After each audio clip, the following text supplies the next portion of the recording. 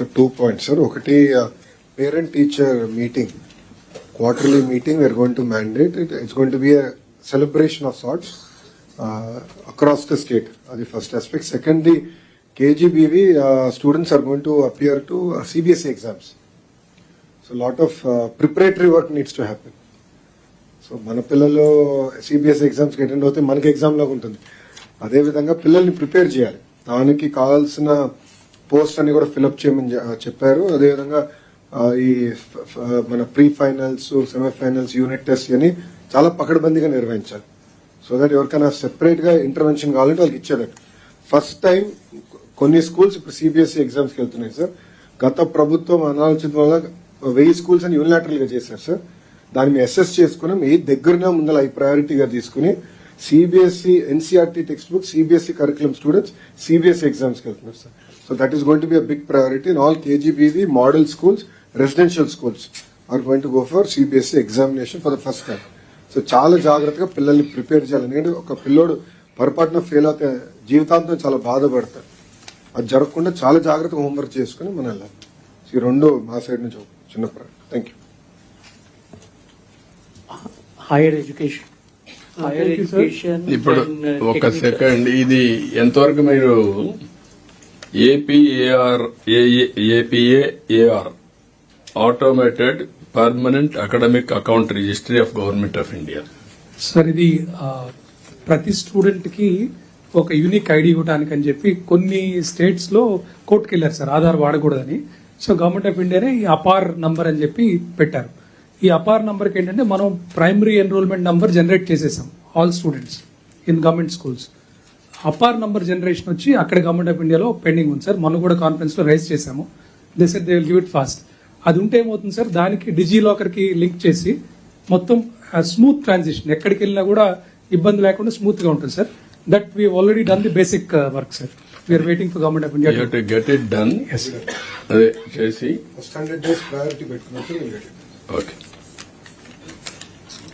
అందరికీ నమస్కారం సార్. ఇప్పుడు నెక్స్ట్ 15 minutes లో I take up higher education, technical education and skill development. So collectors అందరికీ మనం ఏమిటి అంటే, జనరల్ గా స్కూల్ ఎడ్యుకేషన్ లో మీకు జిల్లా అధికారులు ఉంటారు, హైయర్ ఎడ్యుకేషన్ లో జిల్లా అధికారులు అట్లా లేరు. So your interaction is not that regular. కానీ ఏదైనా ఏమిటప్పటికీ ఇందాక శశిధర్ చెప్పినట్టుగా 20 లక్షల మంది పిల్లలు హైయర్ ఎడ్యుకేషన్ లో ఉన్నారు. We are having 20 state universities and 10 private universities. Apart from that, there are national institutions of national importance, IITs, NIT, tribal universities, central university, ఇవన్నీ కూడా ఉన్నాయి.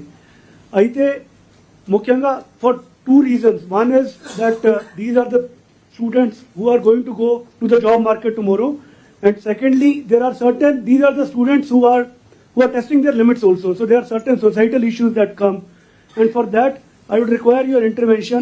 One is for the constant surveillance, and second is on the event based intervention, and we'll come to that. Sir, కానీ ముఖ్యంగా మొత్తం మీద చూస్తూ ఉంటే there are for example 2023లో 3,80,000 మంది పిల్లలు పాస్ అయితే సార్, ఇంటర్మీడియట్ లో 3,68,000 మంది పిల్లలు అడ్మిట్ అయ్యారు సార్. దాంట్లో దాదాపుగా 1,20,000 మంది పిల్లలు ఇంజనీరింగ్ స్ట్రీమ్స్ కి వెళ్ళారు. అంటే ఇంజనీరింగ్ ఎంపీసీ, ఇంజనీరింగ్ బైపీసీ అంటే ఫుడ్ టెక్నాలజీ, బయోటెక్నాలజీ అట్లాంటి వాటికి వెళ్ళారు. దాదాపుగా 1,65,000 పిల్లలు ఆర్ట్స్, హ్యుమానిటీస్ కి వెళ్ళారు సార్. అండ్ అంటే జనరల్ యూజీ ప్రోగ్రామ్స్ కి వెళ్ళారు, 3 year ప్రోగ్రామ్స్ కి. అండ్ మిగతా దాదాపుగా 20,000 మంది పిల్లలు ఈ స్పెషలైజ్డ్ నర్సింగ్ ప్రోగ్రామ్స్ కి, అగ్రికల్చర్, ఎక్వాకల్చర్ ఇట్లాంటి వాటికి. ఇక 25,000 మంది పిల్లలు they gone to the private universities that we have sir. 6 of them were set up during your time sir, and then 4 after that sir, earlier. And then a lot of students go to IITs and all outside the state also sir. So atla we have around Andhra Pradesh that way does well that intermediate చేసిన తర్వాత దాదాపుగా పిల్లలు higher education కి వెళ్తా ఉన్నారు. It has another impact that we are shifting our unemployment at a higher level after that. ఎందుకంటే దాదాపుగా అందరూ స్కాలర్షిప్ కూడా వస్తూ ఉంటాయి కాబట్టి అందరూ వెళ్తూ ఉంటారని. ఈ year sir our admissions are going on as per schedule sir. We have entrance examination, EBSET examination. We have started the classes sir. Phase 1, Phase 2 are over. Spot admissions are going on sir. దాదాపుగా ఇప్పుడు కూడా 1,20,000 మంది పిల్లలు engineering admission తీసుకుని ఉన్నారు. Degree colleges కి రేపు 10వ తేదీ లోపు ఈ వాళ్ళకి సీట్స్ కేటాయించడం జరుగుతుంది అండ్ దాని తర్వాత క్లాసెస్ మొదలు అయిపోతాయి sir. So for promoting quality in higher education again under the guidance of honourable minister, so we have looked at the three pillars, sir: academic, institutional and partnership. I'll not spend much time on that. But ముఖ్యంగా ఇప్పుడు ఈ యూనివర్సిటీస్లో ఒక్కొక్క university ఒక్కొక్క విధంగా చేస్తూ ఉంది అని గౌరవ మంత్రి గారు డైరెక్షన్ మేరకు యాన్యువల్ అకాడమిక్ క్యాలెండర్ అనేది తయారు చేయడం జరిగింది. అకాడమిక్ ఎస్పెక్ట్స్ ఏవైతే ఉన్నాయో, కరికులర్ ఎస్పెక్ట్స్ ఏవైతే ఉన్నాయో వాటి అన్నిటిని స్ట్రీమ్ లైన్ చేసుకొని ఒకే టైంలో ఏవైతే ఎగ్జామినేషన్ జరగాలో, అంటే ఇప్పుడు అడ్మిషన్ సీజన్ ఉంది, దాని తర్వాత అకాడమిక్ యాక్టివిటీస్ ఉన్నాయి, ఇంటర్న్షిప్స్ ఉంటాయి, ఇతర కార్యక్రమాలు కరికులర్ యాక్టివిటీస్ ఉంటాయి, అవన్నిటిని స్ట్రీమ్ లైన్ చేయడం జరుగుతూ ఉంది. అట్లానే కరికులం రిఫార్మ్ అనేది that is a very important part that will be taken up in the next 6 months, especially major subjects introduce చేయడం, అప్రెంటిస్షిప్ ఓరియంటెడ్ ప్రోగ్రామ్స్ ఇంట్రొడ్యూస్ చేయడం and finally industry oriented courses. ఈ సంవత్సరం కూడా sir to a certain extent we're covering in partnerships also sector skills కౌన్సిల్తో. అంటే జనరల్గానే ఒక BSc degree, BA degree చేయకుండా BA retail management, BCom logistics, BCom accountancy, ఇట్లా సెక్టర్ స్కిల్ కౌన్సిల్స్తో కూడా ఒక 22 కాలేజీల్లో మాత్రమే ఈ సంవత్సరం ఇప్పుడు ఉన్నటువంటి కాలంలో ఒక నెలలో ఈ కార్యక్రమాన్ని కొంత మటుకు కుదిరించగలిగాము. But going forward at the institutional level, so performance rating అనేది ఒకటి NIRF ranking and NAAC ranking జరుగుతుంది.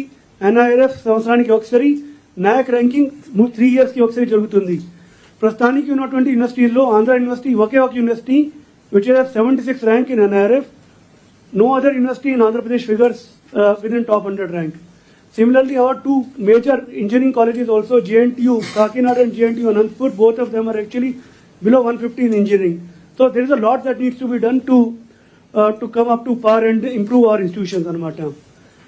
And then finally, partnerships that have to be built for apprenticeship. అంటే ఒక 3-year ప్రోగ్రామ్లో 10 monthsకి ఇంటర్న్షిప్ ఉంటుంది. ఫస్ట్ ఇయర్లో 2 months కమ్యూనిటీ సర్వీస్, సెకండ్ ఇయర్లో 4 months, third ఇయర్లో 4 months. సో దాదాపుగా ఇంతమంది పిల్లలు ఇంటర్న్షిప్కి వెళ్తూ ఉన్నారంటే we have to find those kind of opportunities also, and that is a big program which will be coming back to for that. Apart from that sir, long term, medium టర్మ్లో ఇప్పుడు centres of excellence ఒక్కొక్క యూనివర్సిటీకి ఒక్కొక్క recommend వంటి, ఇప్పుడు quantum యూనివర్సిటీలో can be the hub and remaining become the spoke for that. AIML కి ఏది ఇందాక సార్ చెప్పినట్టుగా డ్రోన్స్ కి లేక ARVR అంటే ఆగ్మెంటెడ్ రియాలిటీ, వర్చువల్ రియాలిటీకి. సో ఇట్లా గవర్నమెంట్ ఆఫ్ ఇండియా కూడా they call it as a national mission for cyber physical systems. దాంట్లో మన యూనివర్సిటీస్ ఎలా ఫిట్ అవుతాయి అనేది ఆ కార్యక్రమం కూడా చేయడం జరుగుతుంది సార్. సో నెక్స్ట్ 6 monthsలో దాన్ని కూడా ఒక దారికి తీసుకొచ్చేస్తాం సార్.